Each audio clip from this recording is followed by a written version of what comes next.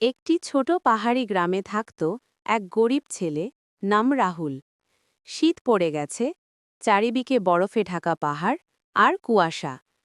রাহুলের পরিবার খুব গরিব, তাদের ঘরে গরম রাখার মতো কাঠও নেই। একদিন সকালে রাহুল বনের ভিতর কাঠ কোড়াতে যায়।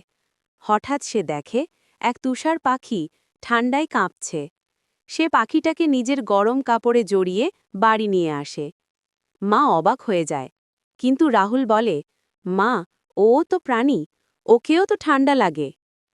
রাতে ঘুমোতে যাওয়ার আগে রাহুল পাখিটাকে গরম ঘরে রাখে। সকালে উঠে দেখে পাখিটা নেই, আর ঘরে জ্বলছে এক সুন্দর জাদুর আগুন, যা ঠান্ডা লাগলেও কাঠ ছাড়া জ্বলছে। রাহুল বুঝতে পারে সে কোনো সাধারণ পাখিকে নয়, এক তুষার পরীর দূতকে সাহায্য করেছিল।